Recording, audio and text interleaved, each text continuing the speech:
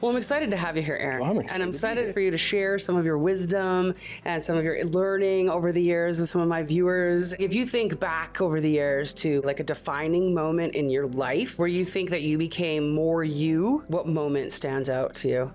So I was a DJ in a nightclub. When I left that industry and I took 2 years off of life to reset myself, I had zero direction in the world. I had no idea where I wanted to go. And a friend of mine who is a realtor said, you should be a realtor.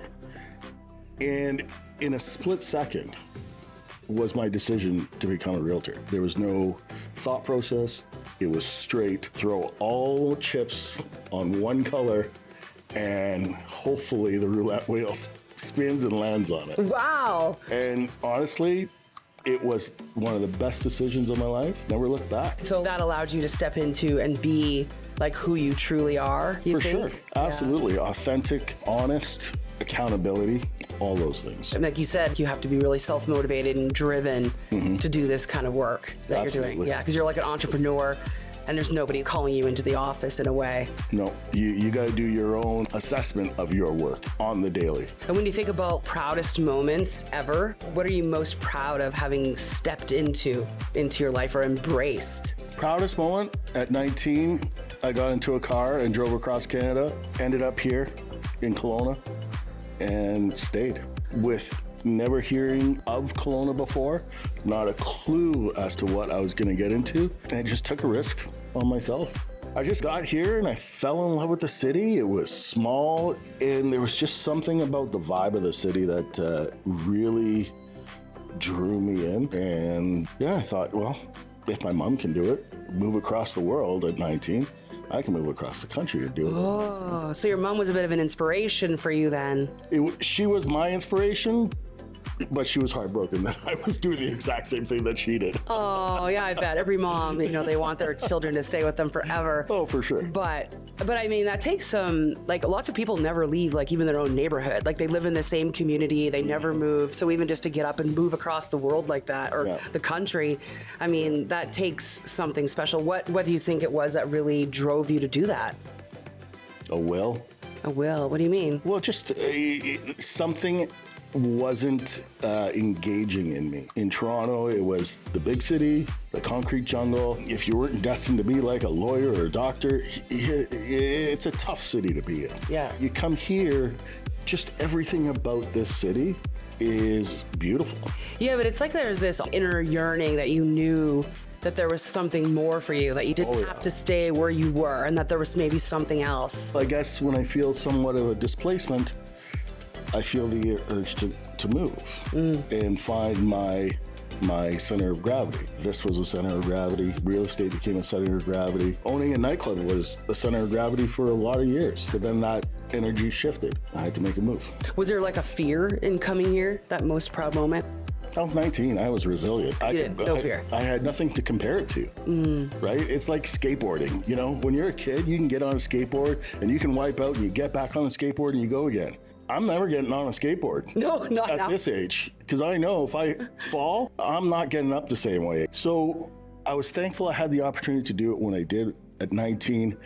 But at the end of the day, it was just this need to find my home. And I thankfully did. You just feel it in your heart. It's time to change. This isn't my place anymore. I need to move. Whether it's a relationship, whether it's your job, whether it's your life, you just feel it in your heart. Is this where I'm supposed to be right here, right now? If it's not, I could sit here and do it, but I'm going to be miserable doing it. Or do I make a change and be happy about it? And so I made a change. But I think a lot of people feel that in their heart, but then they don't actually do it. Oh, absolutely. Yeah. Absolutely. Why do you think it keeps people from doing it? Fear. And I mean, don't get me wrong. Was I scared? Absolutely. I moved from a place where I knew so many people to a place where I knew one person. So I had to get to know people.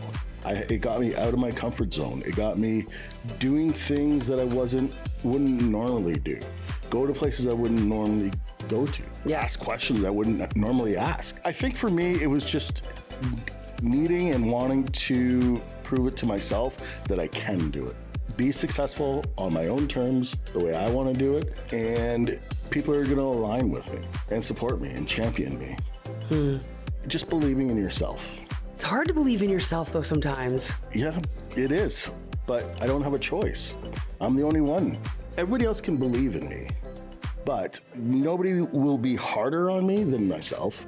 So when I make successes, I'm the one that has to champion it. When I make mistakes, I'm the one that has to be accountable for it. I've lived my life by myself for a long, long time. So the only person that I can depend on, count on, is myself. I'm the one that's going to be there in the morning. I'm the one that's going to be there at night. I've got to process everything throughout the entire day. I can take a risk in my life knowing that I'm going to be okay.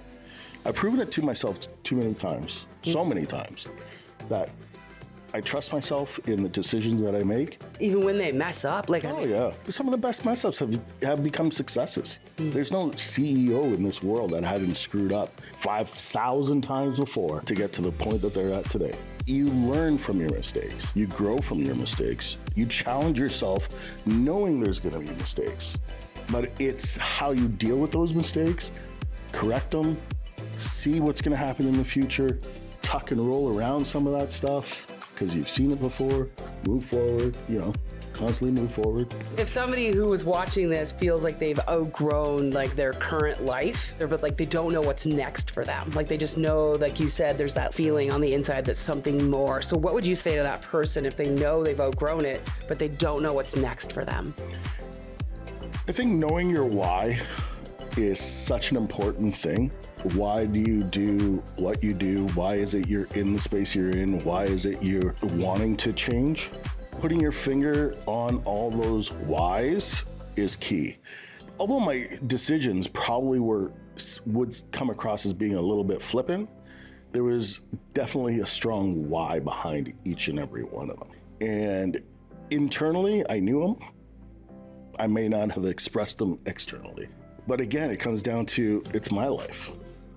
And I'm going to do things how I see my life to move forward. Yeah. It has nothing to do with anybody else. I've heard so many people say, though, they don't know. They're like, I don't know what my purpose is, or I don't know what I'm supposed to do. But nobody can tell you what your purpose is. There's not one person that can tell. I can't tell you what your purpose is. I can tell you what my purpose is. You can't tell me what my purpose is. It just doesn't work that way. What purpose do you think you're fulfilling in being a real estate agent?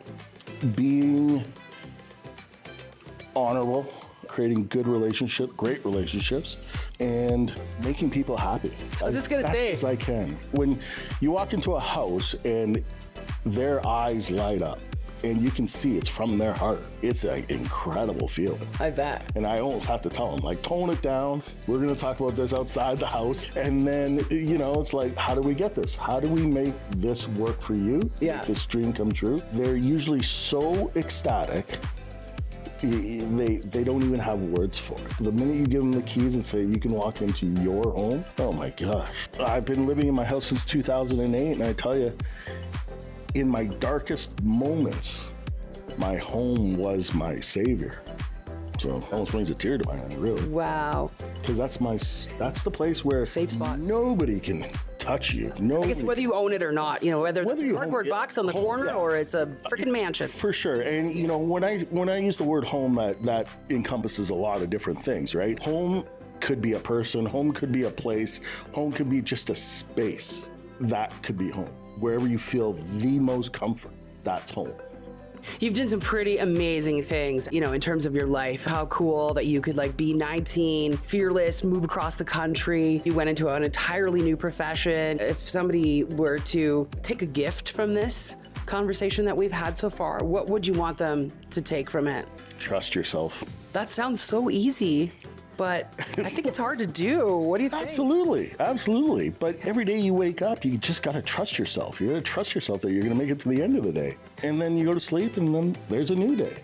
Just trust yourself. Trust the process. If you're stuck in a hard place, and we all have, and trust me, I'm not going to deny the fact that every day is a great day. Well, I have my own demons that I deal with, my dark places, and but realize tomorrow is a brand new day with brand new opportunities, new people possibly, just new things happening. Trusting yourself. So, because I mean, I've certainly had a lot of conversations with a lot of people who have dreams, have changes they want to make, but man, they are stuck and there's like something on the inside that they can't seem to get past. You're going to be also your own obstacle in life, and I have been that many times. I've had days of doubt, you know, and not just moments, and you got to push through that.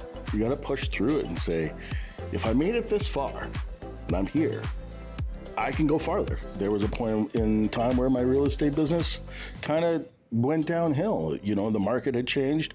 I had given into it. I had said, you know what? It's all about the market and blah, blah, blah. It was actually all about me. We all point the finger. Well, how many fingers are pointing back at you, right? There's 3. 1 pointing forward, 3 pointing back. It's accountability. The market might have slowed down, but there was still business to be had. I had to pick my socks up. I had to do things differently.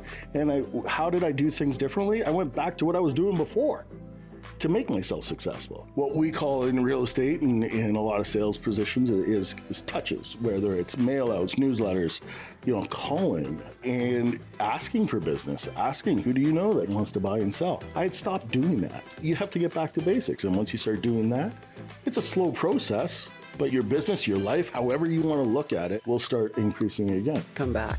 In life, sometimes, and COVID really kind of screwed this up, we put ourselves into our isolation mode. And we're having a tough time getting out of that. And I can't believe 5 years after the fact, we still talk about getting out of it.